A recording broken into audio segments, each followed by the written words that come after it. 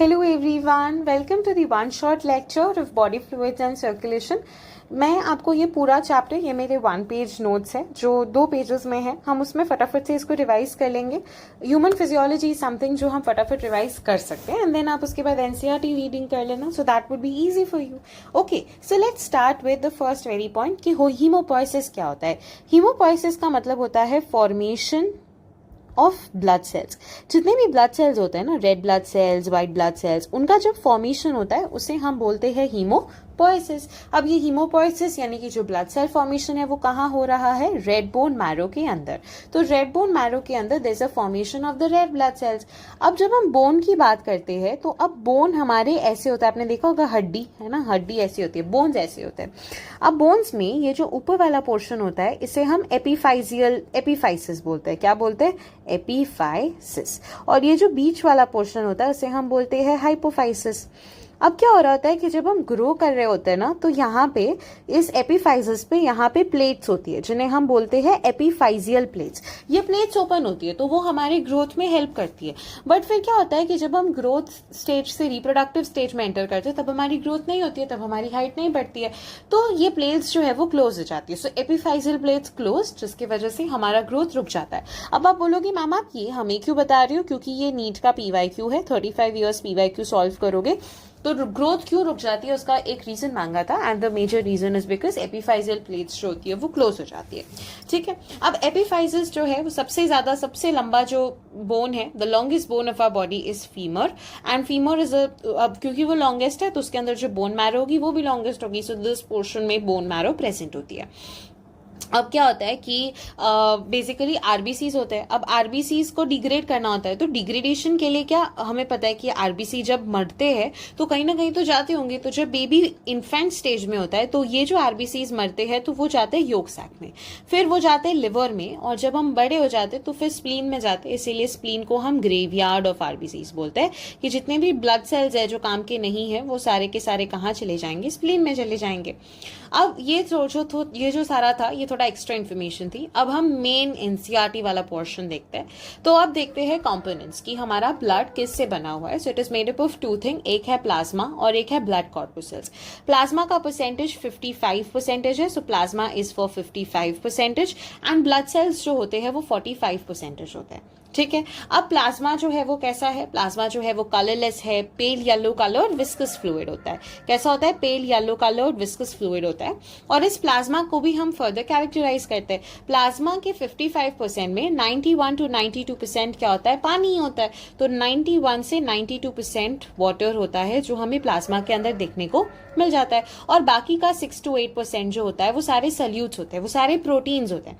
कौन से प्रोटीन्स होते हैं? Fibrinogen, albumins and globulins, and apart from that fibrinogen, albumin and globulin. Okay, and salt and electrolytes भी होता है जो हमें एक्स्ट्रा में देखने को मिल जाते हैं. फिब्रिनोजन का काम क्या होता है? क्लॉटिंग करने का, so they are responsible for formation of clot. Albumins का काम क्या होता है? ऑस्मोटिक बैलेंस मेंटेन करना. ऑस्मोटिक बैलेंस का मतलब क्या होता है कि ज्यादा पानी हमारी बॉडी में से ड्रेन आउट ना हो जाए या ज्यादा पानी हमारी बॉडी में रह ना जाए, उसे बोलते हैं एल्ब्यूमिन्स का फंक्शन. ग्लोबुलिन्स का फंक्शन क्या होता है? डिफेंस सिस्टम में काम करना, हमारी बॉडी में एंटीबॉडीज बनाता है जिससे वो क्या कर सके, जिससे वो फाइट कर सके, है ना. तो डिफेंस सिस्टम में. और जो बचे कुछ होते हैं वो कुछ सॉल्ट्स एंड कुछ इलेक्ट्रोलाइट्स होते हैं, जैसे NaHCO3, chlorine, magnesium, potassium, calcium, right. तो ये सारी चीजें होती है. तो potassium, calcium, magnesium, chlorine, and कुछ गैसेस भी होते हैं which is oxygen and carbon dioxide. इसके अलावा ग्लूकोज भी होता है, ग्लूकोज, अमीनो एसिड्स, है ना. They are always in transit in the body. अब ये जो टर्म है ना ट्रांजिट, ये आपने पढ़ा ही नहीं होगा मोस्ट ऑफ द स्टूडेंट्स ने. आप जब एनसीईआरटी पढ़ोगे ना तब आपको दिखेगा कि glucose, amino acids and all the substances are always transit in the body. Transit in the body का मतलब क्या होता है? हमेशा एक जगह से दूसरी जगह मूवमेंट उनका चलता रहता है. अब हम वो ब्लड कॉर्पुसेल्स पे, तो ये प्लाज्मा के बारे में ये था. क्या था? मैं फटाफट से रिवाइज करवा देती हूँ. प्लाज्मा 55% प्लाज्मा है अमंग्स द ब्लड. 55% प्लाज्मा है, 45% ब्लड कॉर्पुसेल्स है. It is a straw coloured viscous fluid and it has 90 to 92% of water and 6 to 8% of solutes. In that solutes you can have proteins. There are 3 type of proteins. So you have albumin, you have globulin and you have fibrinogen. Fibrinogen are going to help you for the clotting.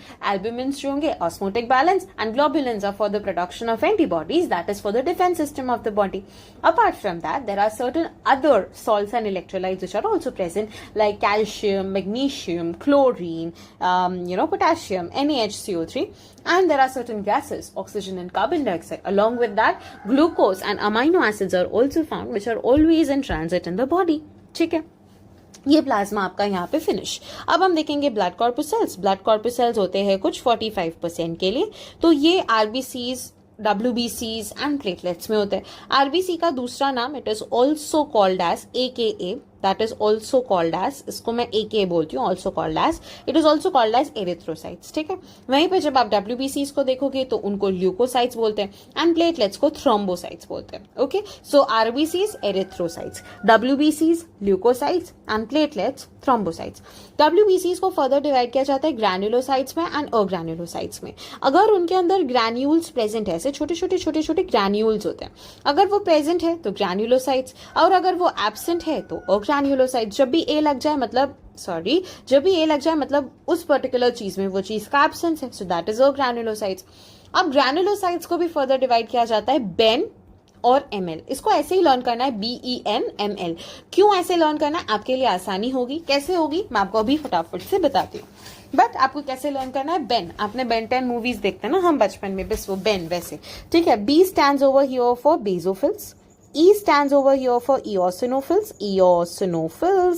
N stands over here for neutrophils। ठीक है, यहाँ पे N जो है वो neutrophils के लिए है, M stands over here for monocytes and L stands over here for lymphocytes। ठीक है, ये आपके नेम्स हो गए बेन, ML। ठीक है, अब सबसे पहले जो हम पढ़ते हैं वो आरबीसीज को पढ़ते हैं रादर देन WBCs, बिकॉज पहले वो है। तो आरबीसीज को और क्या बोलते हैं? आरबीसीज को और एरिथ्रोसाइट्स के नाम से जानते हैं। कैसे होते हैं? बाइकॉन्केव इन शेप होते हैं। कैसे होते हैं? बाइकॉन्केव। अब मैम आपने यहाँ पे बाइकॉन्केव तो बनाया नहीं है, क्योंकि आप NCERT देखोगे ऐसा राउंड स्ट्रक्चर ही दे दिया है आरबीसी का, तो इसीलिए नहीं। प्रोबेबली ये जाना जाता है कि उनको आप साइड से नहीं ऊपर से देख रहे हो, तो ऊपर से राउंड दिख रहा है, तो बस वही आपको देखना है।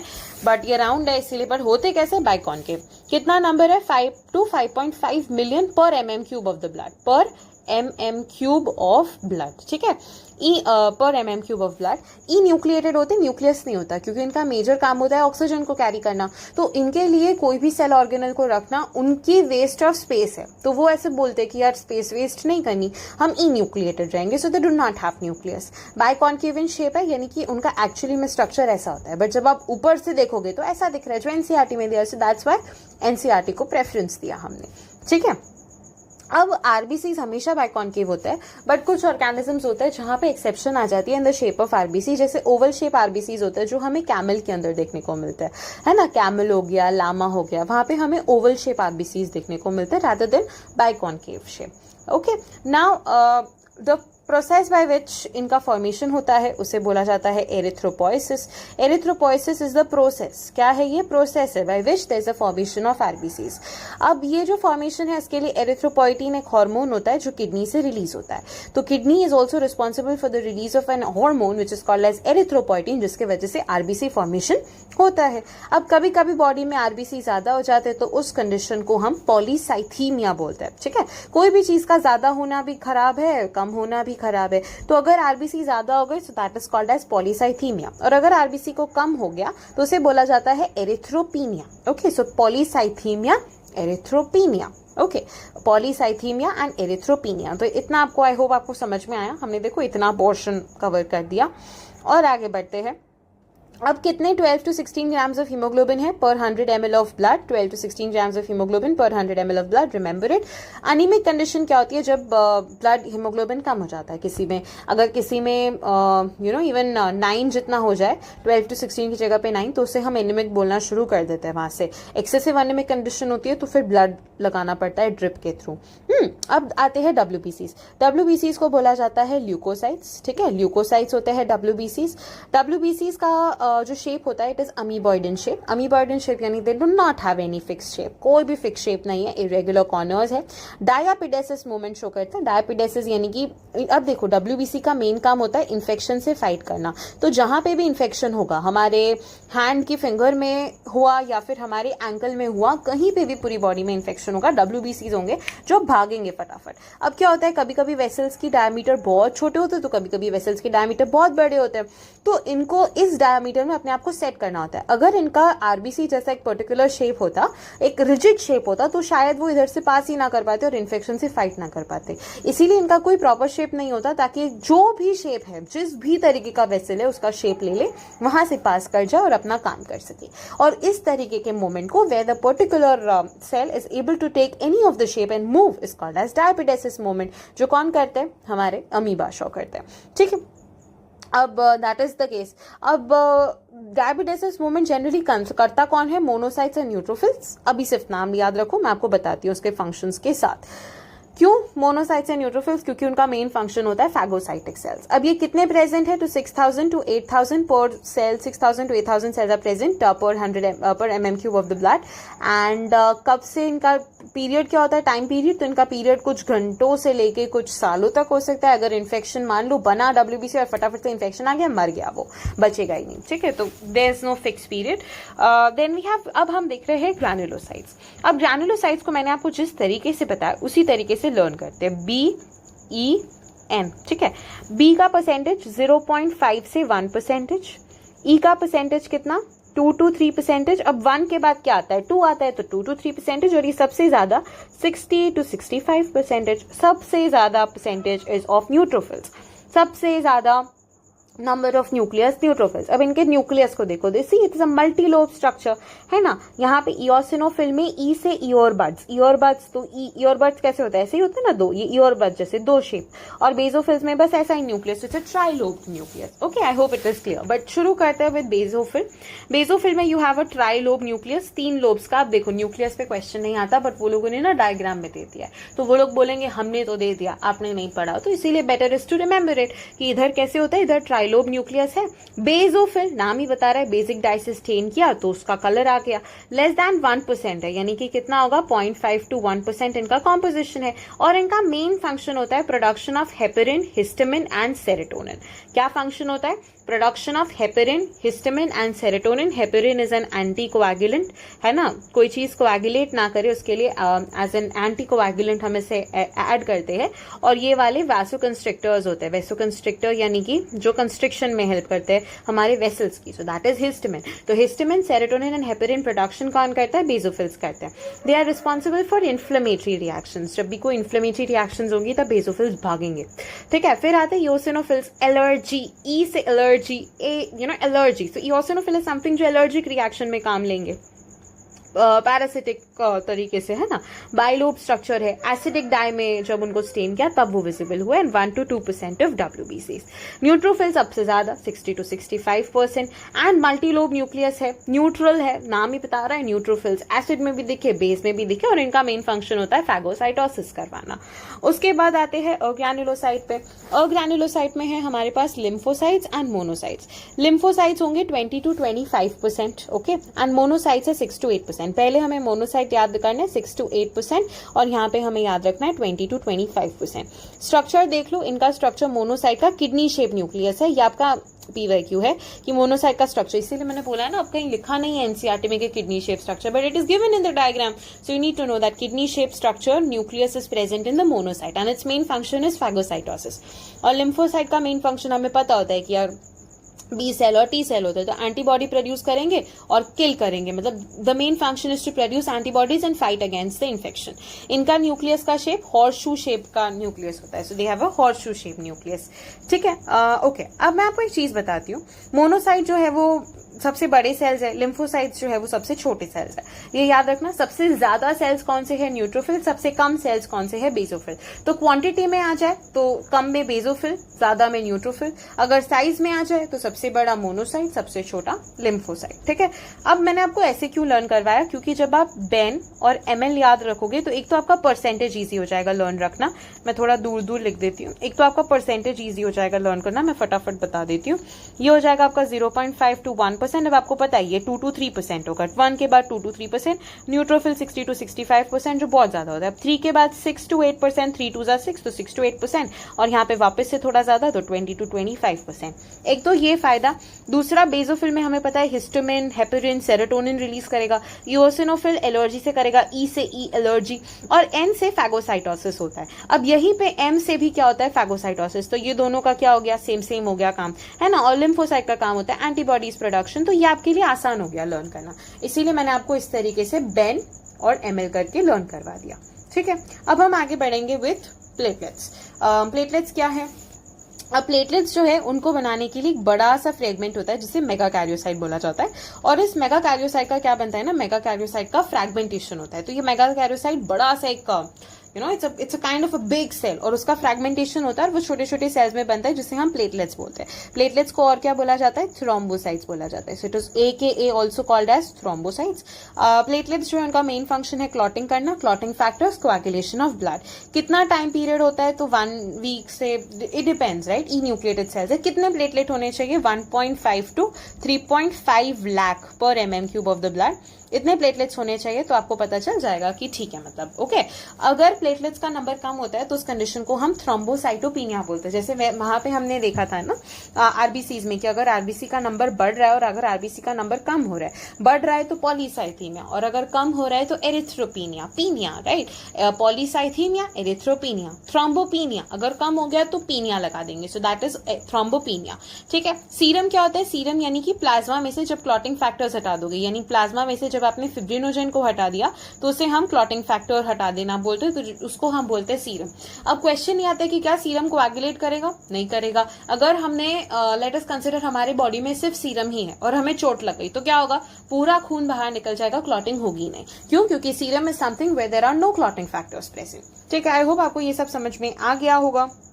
And yeah, so now we can move with another topic which is blood grouping. ABO blood grouping होती है, इसको देने वाले साइंटिस्ट कार्ल लैंडस्टिनर थे। एंड उन्होंने बेसिकली क्या बोला, उन्होंने, मैं आपको फटाफट बता देती हूँ। आरबीसी के ऊपर जो स्ट्रक्चर्स होते हैं उन्हें हम बोलते हैं एंटीजन, और उसके रिस्पॉन्स में बनती है प्लाज्मा के अंदर, उसके रिस्पॉन्स में बनती है प्लाज्मा के अंदर एंटीबॉडीज। ठीक है, उसके रिस्पॉन्स में बनती है प्लाज्मा के अंदर एंटीबॉडीज। अगर मान लो किसी के पास ए एंटीजन है, मतलब उसका जो ब्लड ग्रुप है वो क्या हो जाएगा, उसका ब्लड ग्रुप ए हो जाएगा। यानी on the basis of antigen हम क्या डिसाइड करते हैं, on the basis of antigen हम किसी भी ऑर्गेनिज्म का ब्लड ग्रुप डिसाइड करते हैं। अब ए के ऑपोजिट में होगी उसकी एंटीबॉडीज जो उसकी बॉडी में प्रेजेंट होगी। अगर ए वाला ब्लड ग्रुप है तो यहाँ पे एंटीबॉडीज बी होंगी, या फिर यहाँ पे एंटीबॉडीज बी होंगी। ठीक है, और अब जब हम इसको देखते हैं तो अब क्या होना चाहिए, अगर इन केस एंटीजन और एंटीबॉडी मिल गए तो इनके बीच में क्लॉट हो जाएगा। तो अब एक इंपॉर्टेंट चीज आती है कि डोनर का ब्लड ग्रुप कैसा होना चाहिए।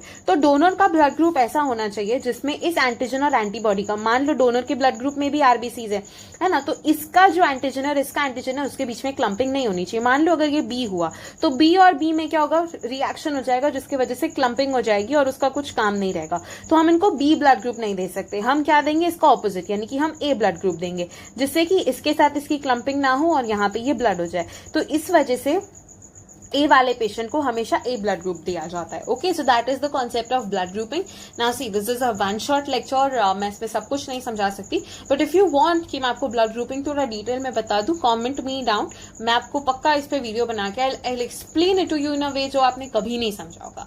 ठीक है, अब आता है RH blood grouping. RH blood grouping जो आया वो रीसस मंकी के वजह से आया, मंकी था जिसके बेसिस पे आरएच, अगर पॉजिटिव है तो इट इज पॉजिटिव, राइट। तो अगर यहाँ पे RH पॉजिटिव है तो वो A positive, B positive, AB positive या O पॉजिटिव हो जाएगा।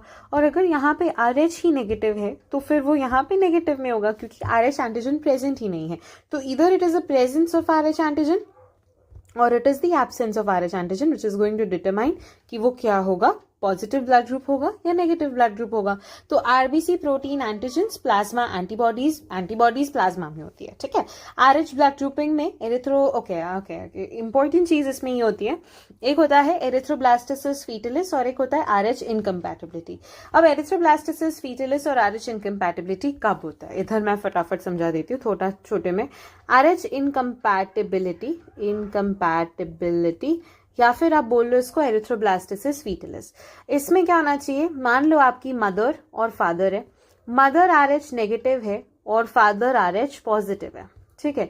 इन दोनों के बीच में फर्टिलाइजेशन से चाइल्ड बना, पहला जो चाइल्ड आया वो मेल चाइल्ड आया जो आरएच पॉजिटिव था। अब क्या हुआ, during the time of parturition, during the time of delivery, जब डिलीवरी हो रही थी, जब पार्चुरेशन हो रहा था, तो during the time of parturition कुछ थोड़ा सा ब्लड प्लेसेंटा के थ्रू, बेबी का जो थोड़ा सा ब्लड है वो ब्लड चला गया किसके अंदर, मदर के अंदर।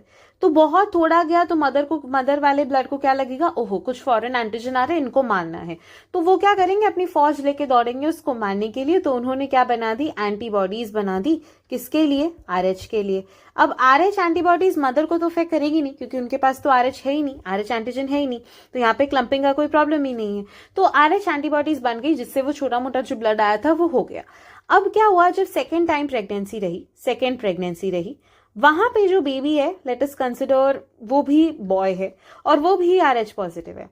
अब यहाँ पे इस बेबी में प्रॉब्लम आएगी क्योंकि ये आरएच एंटीबॉडीज ऑलरेडी बनी हुई थी और जो भी खाना पानी जो भी चीजें हैं वो मदर का ब्लड इनको सप्लाई करेगा। तो जब मदर का ब्लड उनको सप्लाई करेगा तो वो आरएच एंटीबॉडी भी सप्लाई करेगा। अब बेबी के पास तो आरएच एंटीजन है ना, तो जब एंटीजन एंटीबॉडी मिल जाएंगे तो क्लम्पिंग हो जाएगी।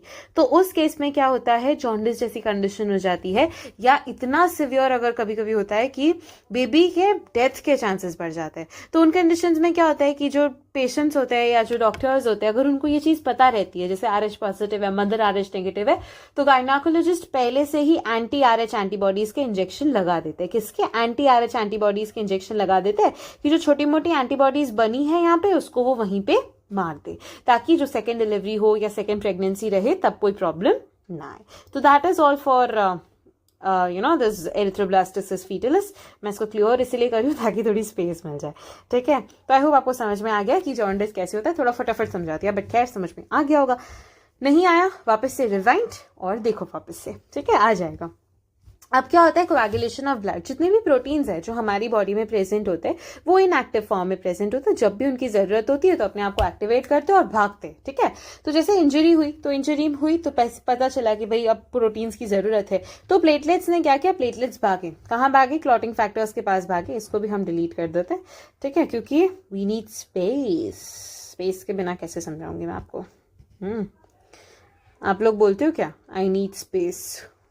खैर, coming back to studies, okay. तो इंजरी होती है, तो इंजरी से क्या होता है, ऐसे प्लेटलेट्स, तो प्लेटलेट्स इनएक्टिव फॉर्मेट में होते हैं। तो प्लेटलेट्स क्या करते हैं, क्लॉटिंग फैक्टर्स को एक्टिवेट करते हैं कि भाई चलो फटाफट इंजरी हो चुकी है, अब हमें ब्लड को थोड़ा बहुत क्लॉट करना है। तो सबसे पहले क्या होता है, थ्रोम्बोकाइनेज के पास जाते हैं। थ्रोम्बोकाइनेज पे कैल्शियम काम करता है और बोलता है कि प्रोथ्रोम्बिन निकालो। तो प्रोथ्रोम्बिन को वो क्या करेगा, प्रोथ्रोम्बिन निकला हुआ है एक्चुअली में, प्रोथ्रोम्बिन इनएक्टिव फॉर्म है, वो थ्रोम्बोकाइनेज पे जाके कैल्शियम जाके एक्ट करेगा और बोलेगा चलो फटाफट थ्रोम्बिन को क्या करो, एक्टिव करो। तो वो फटाफट से क्या करेगा, थ्रोम्बिन को एक्टिव करेगा। अब थ्रोम्बिन से क्या होगा, थ्रोम्बिन जाएगा फिब्रिनोजन के पास। फिब्रिनोजन क्या है, वापस से इनएक्टिव फॉर्म में है। फिब्रिनोजन को बोलेगा चलो फिब्रिन को फटाफट एक्टिव करो, तो उसने फिब्रिन को एक्टिव कर दिया और फिर कोलेजन स्ट्रैंड्स होंगे और जिससे वुंड जो है वो क्या हो जाएगा, वुंड जो है वो हील हो जाएगा, ठीक है। अब जब हम बात करते हैं लिम्फ की, सीरम की, तो आई थिंक आपको समझ में आ गया क्या होगा। थ्रोम्बोकाइनेज प्रोथ्रोम्बिन को थ्रोम्बिन में कन्वर्ट करेगा, थ्रोम्बिन फिब्रिनोजन पे काम करेगा, फिब्रिनोजन फिब्रिन में, और यहाँ पे फिर एक डार्क रेडिश, जिससे मेरा कलर है ना पेन का, बस वैसा ही dark reddish brown scum formation हो जाएगा, जिससे पता चल जाएगा कि भाई चलो अब ब्लड रुक गया, ओके। अब एक आता है लिम्फ। लिम्फ क्या होता है, लिम्फ एक्चुअली में एक फ्लूइड है। जैसे ही जब ब्लड ऐसे पास करता है ना तो छोटे छोटे स्पेसेस होते हैं, तो वो स्पेसेस में से कुछ प्लाज्मा बाहर निकल जाता है। तो ये प्लाज्मा में क्या क्या चीजें होंगी, ये प्लाज्मा में कभी भी आरबीसीज नहीं होंगे क्योंकि ये कभी भी रेड कलर का नहीं होता है। कभी भी इसमें लार्ज प्रोटीन्स नहीं होंगे, क्या नहीं होंगे, लार्ज प्रोटीन्स नहीं होंगे। बट इनके अंदर डब्ल्यूबीसीज होंगे, बिल्कुल होंगे, क्योंकि इसका काम होता है डिफेंस का, इम्यूनिटी का। और इसके अंदर कुछ स्मॉल प्रोटीन्स होंगे जो इस इतनी जगह में से बाहर आ सके. सो that is the composition of lymph. Very simple. Okay, तो ये लिम्फ है और लिम्फ के लिए पूरी लिम्फेटिक सिस्टम होती है जो काम करती है. So this a lymphatic system which is actually working for the lymph. और ये लिम्फेटिक सिस्टम क्या करती है? लिम्फ फ्लूइड के ट्रांसफर में हेल्प करती है. ओके, तो दैट इज द थिंग. इतना आपको पता होना चाहिए. अब हम देखेंगे वेस्ट प्रोडक्ट. ओके, ये क्या है? Okay okay okay. बेसिकली क्या होता है कि हमें पता है कि जो वेस्ट प्रोडक्ट होगा, कोई भी वेस्ट प्रोडक्ट होगा, वो क्या होगा? कार्बन डाइऑक्साइड में हायर होगा. किसमें ज्यादा होगा? कार्बन डाइऑक्साइड में सबसे ज्यादा होगा. तो क्या होता है कि जब भी जो भी इंटरस्टिशियल फ्लूइड होता है वो क्या करता है? इंटरस्टिशियल फ्लूइड यानी कि लिम्फ, वो इन सारी चीजों को लेके ड्रेन आउट कर देता है हमारे मेजर हार्ट में. जिसकी वजह से क्या होगा? जब वो सारा ड्रेन आउट हो जाएगा, जो छोटा बहुत ऊज आउट फ्लूइड है, जो वेस्ट मटीरियल है, वो ड्रेन आउट कर देगा. उसके बाद उसका वापस से प्रोसेस होगा और वो वापस से लगेगा. तो lymph is also kind of a circulating body fluid that we have inside our body. Now there are different types of circulatory system: single circulatory system, incomplete double circulation and complete double circulation. Single circulation क्या होता है? Single circulation वो होता है जहां पे मान लो ये हार्ट है, तीनों में ये हार्ट है, ठीक है? हार्ट ऐसा नहीं होता है बट हार्ट है. अगर एक बार ब्लड आया और दूसरी बार से वो ब्लड बाहर निकल गया, तो ये क्या हो जाएगा? ये हमारा सिंगल सर्कुलेशन हो जाएगा.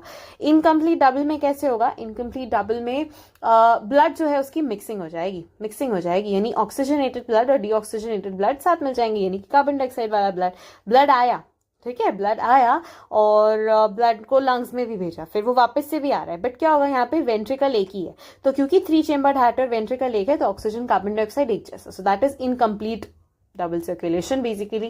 तो दैट इज अ थिंग. और कंप्लीट में कैसे होगा? ब्लड आया ऑरिकल में, फिर वेंट्रिकल्स में जाएगा, वेंट्रिकल से लंग्स में जाएगा, लंग्स से वापस से एट्रियम में आएगा, एट्रियम से वेंट्रिकल में, और वही ऑक्सीजनेटेड ब्लड पूरी बॉडी में जाएगा. सो that is complete circulatory system. अब इसके बारे में थोड़ा ज्यादा डिटेल में हार्ट के बारे में लिखने के लिए मैंने एनसीईआरटी के कटआउट्स ही रखे. बेसिकली क्या होता है कि इसका डायग्राम और इसको बनाने में there is a lot of time that it takes. तो हम फटाफट से एनसीईआरटी को पढ़ लेते हैं और लर्न हो जाएगा. And it's a very important topic also. Human circulatory system is called as the blood vascular system. हमें पता है. और हमारा कैसा हार्ट है? हमारा एक मस्कुलर चेम्बर्ड हार्ट है जो हमें देखने को मिलता है.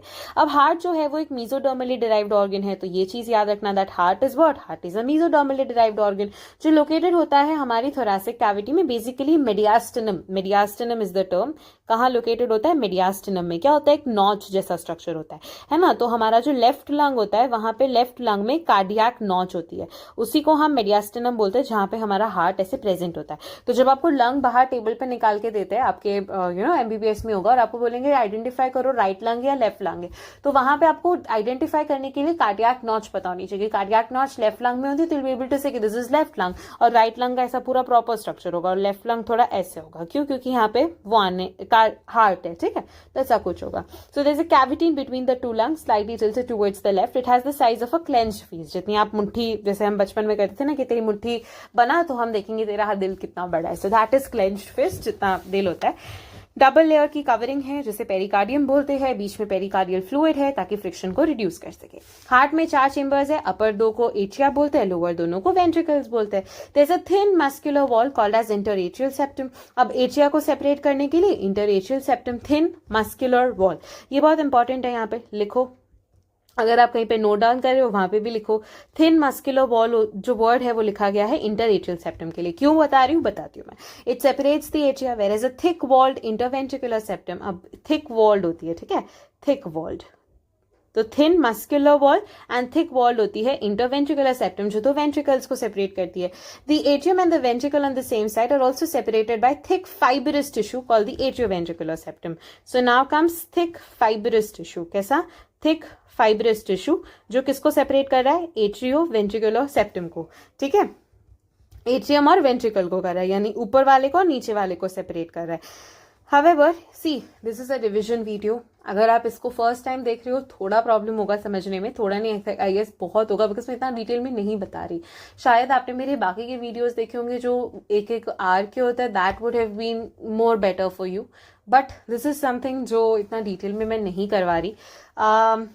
तो आप एक बार पहले प्रॉपरली उसको रीड कर लेना, फिर आप इसको देखना.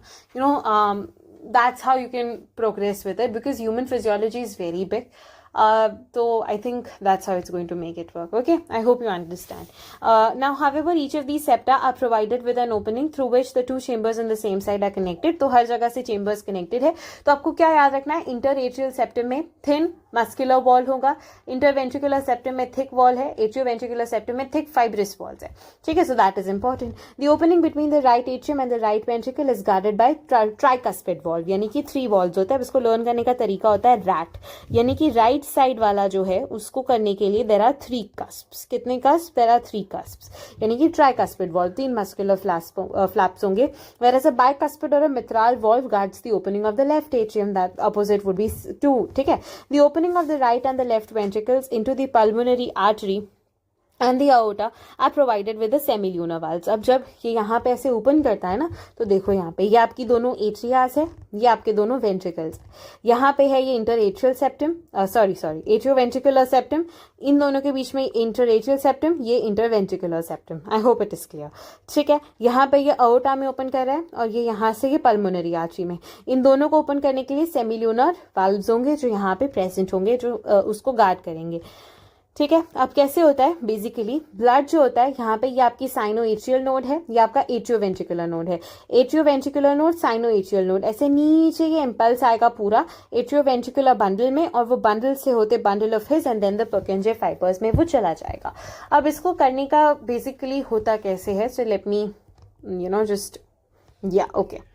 अब मैं आपको समझाती हूँ कि प्रोसेस होता कैसे, so that it will be easy for you to understand. I thought कि मैं नहीं बताऊंगी, बट मैं बता देती हूँ. चलो कोई बात नहीं, कुछ नहीं जाएगा, थोड़ा ज़्यादा हो जाएगा लेक्चर का ड्यूरेशन, नथिंग एल्स. ठीक है, पर आपको समझ में ज़रूर आ जाएगा. तो लेट्स स्टार्ट. ये आपका एट्रियम है, तो ये आपके 2 एट्रियम्स है और ये आपके दोनों नीचे वाले वेंट्रिकल्स है. ये जो है ये एट्रियो वेंट्रिकुलर सेप्टम है, यानी कि एट्रियम और वेंट्रिकल को डिवाइड करने वाला सेप्टम. ये वाला जो पोर्शन है ये इंटर एट्रियल सेप्टम है, यानी कि एट्रिया, 2 एट्रिया को डिवाइड करने वाला सेप्टम. और ये जो है ये इंटर वेंट्रिकुलर सेप्टम है, यानी कि 2 वेंट्रिकल्स को डिवाइड करने वाला सेप्टम. यानी कि आप अगर हार्ट को बनाते हो तो ये ऐसा बनेगा, ऐसा ऐसा. ये वाला जो है ये एट्रियो वेंट्रिकुलर सेप्टम है, एट्रिया वेंट्रिकल को, 2 एट्रिया को सेपरेट करने वाला इंटर एट्रियल सेप्टम, 2 वेंट्रिकल्स को सेपरेट करने वाला इंटर वेंट्रिकुलर सेप्टम. ठीक है, अब क्या होता है कि ये जो वो पोर्शन है ये ओपन करता है पल्मोनरी आर्टरी में. तो यहाँ पे सेमिल्यूनर वाल्व होते हैं. वाल्व क्यों होते हैं? ताकि बैक फ्लो ऑफ ब्लड को प्रिवेंट किया जा सके. और यहाँ पे भी सेमिल्यूनर वाल्व से लेफ्ट वाला जो है वो अओर्टा में ओपन होता है.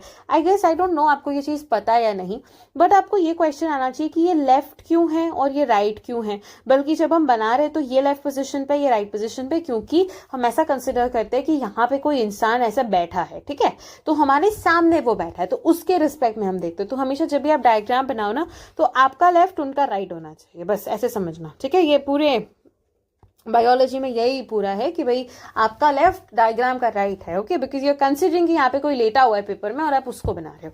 That's what the thing is. Okay, तो इतना समझ में आ गया होगा. अब हम थोड़ा देखते हैं कि नोड्स कैसे प्रेजेंट है. तो यहाँ पे आपके पास एक साइनो एट्रियल नोड होता है, which is also called as the pacemaker of heart.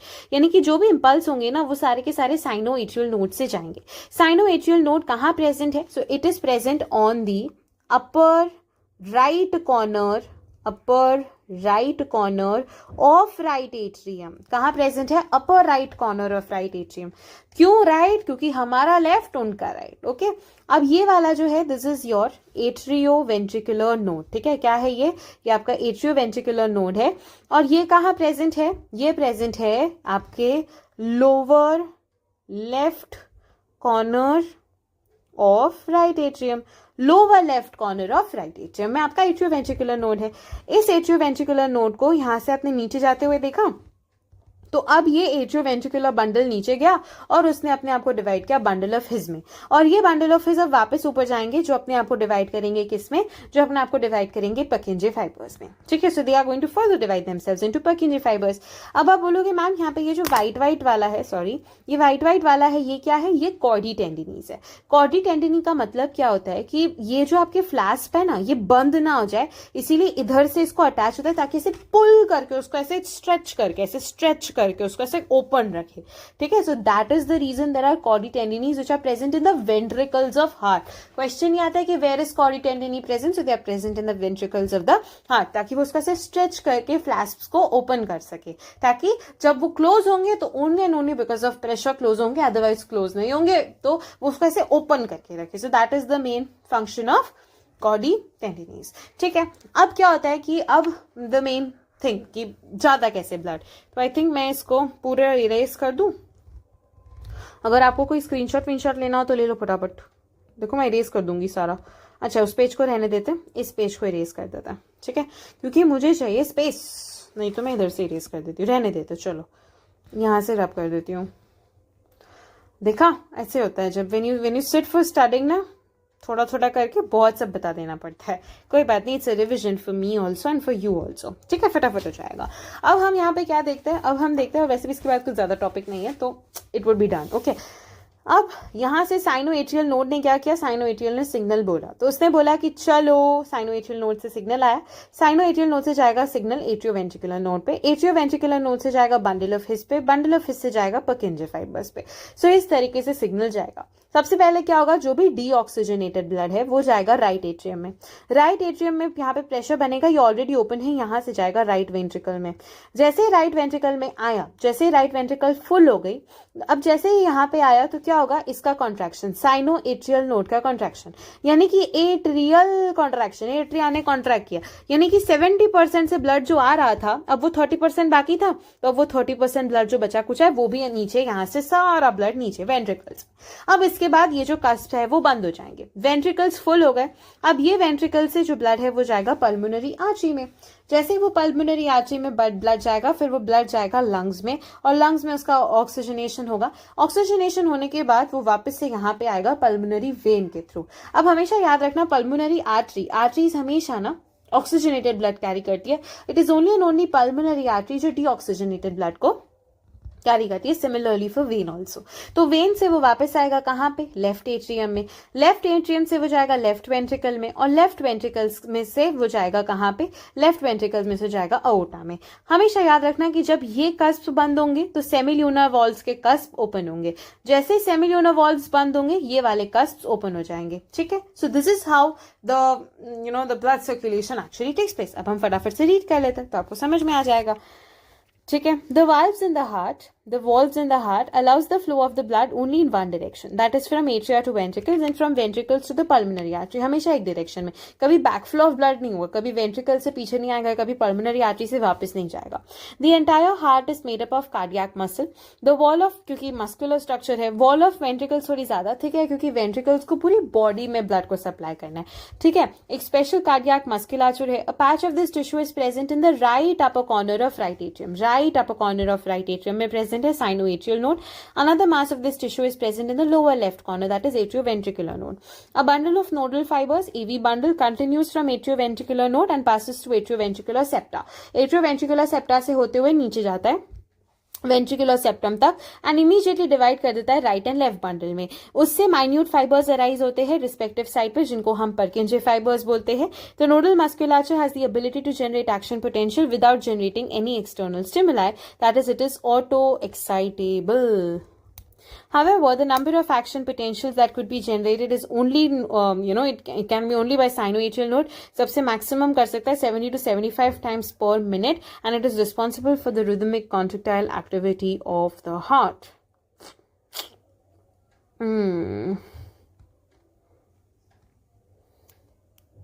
Okay, I hope the things are more clear, है ना, और आपको कोई डाउट नहीं है।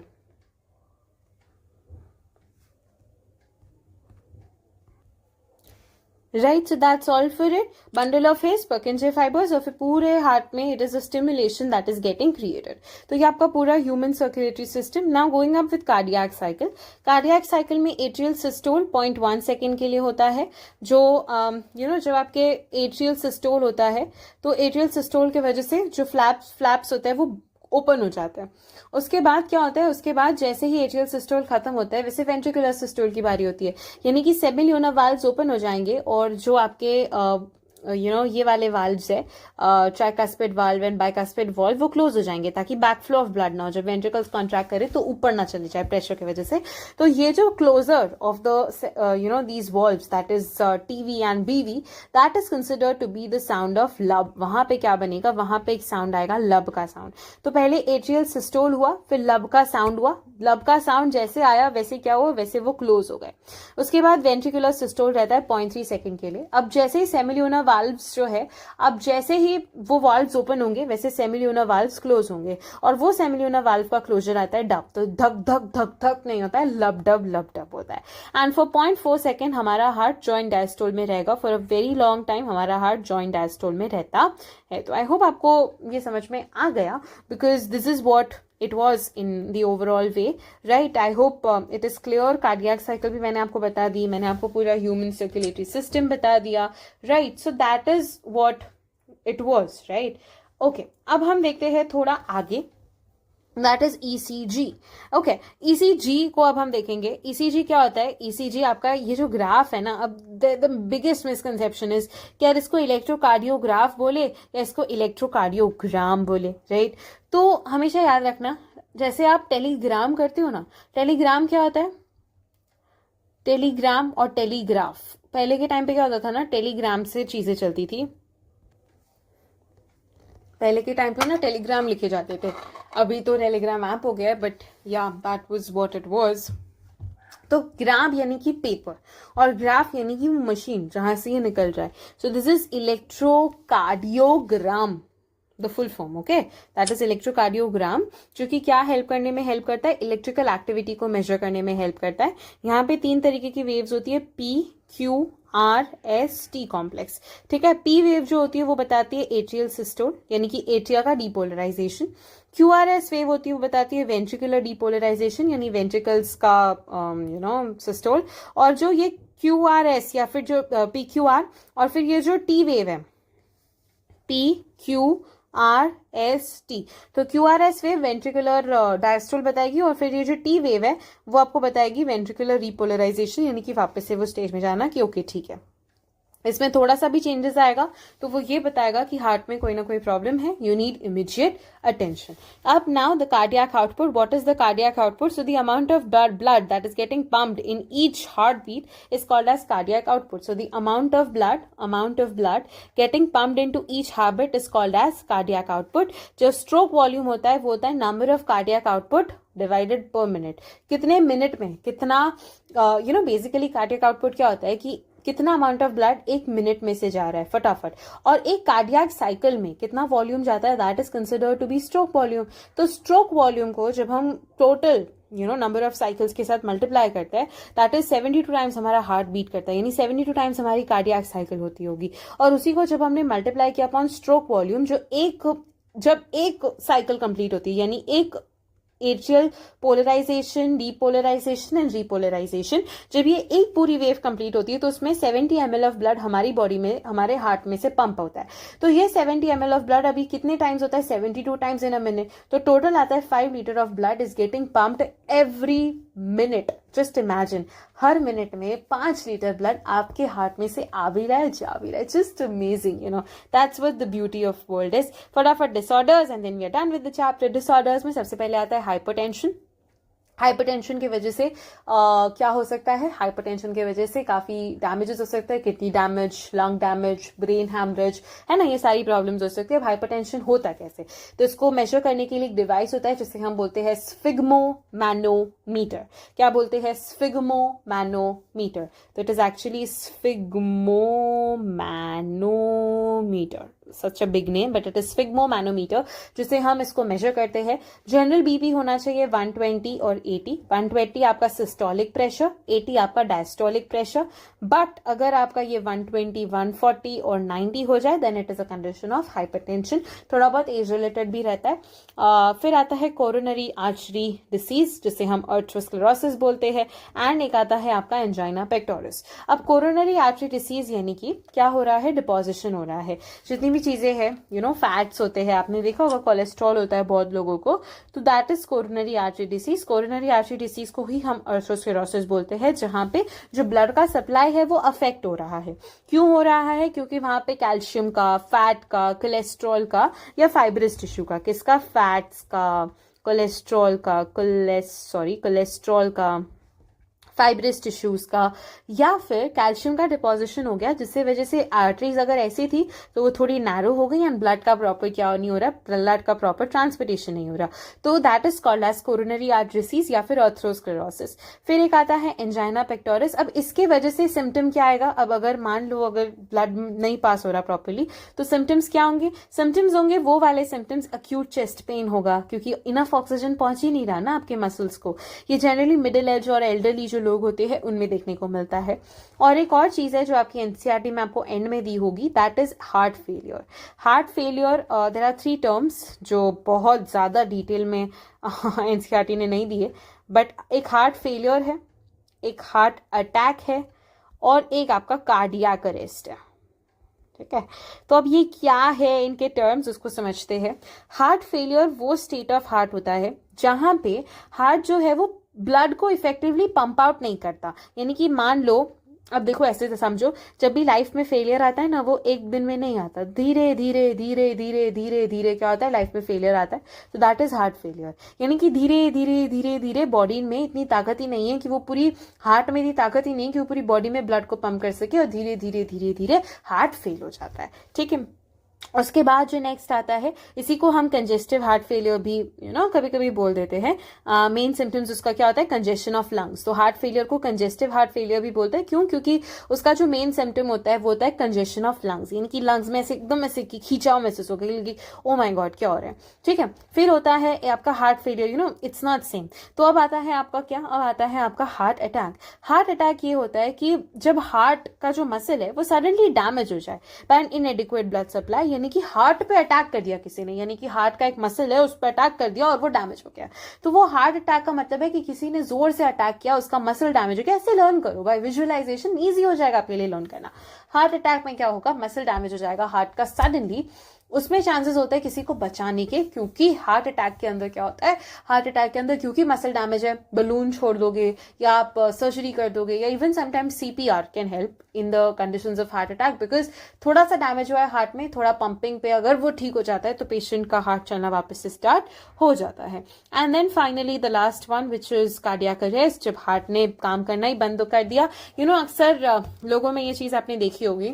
ऑन द लास्ट नोट मैं बस एंड ही कर रही हूँ, आपने लोगों को देखा होगा ये बोलते हुए कि उसकी हार्ट अटैक से डेथ हो गई, बट एक्चुअली में वो हार्ट अटैक से हो भी सकती है, but in the major cases जब हम ये सुनते हैं कि हार्ट अटैक से डेथ हो गई और अगर उस पेशेंट को हॉस्पिटल भी नहीं लिए जा रहा, तो वो हार्ट अटैक से नहीं, वो कार्डियक अरेस्ट से डेथ हुई है।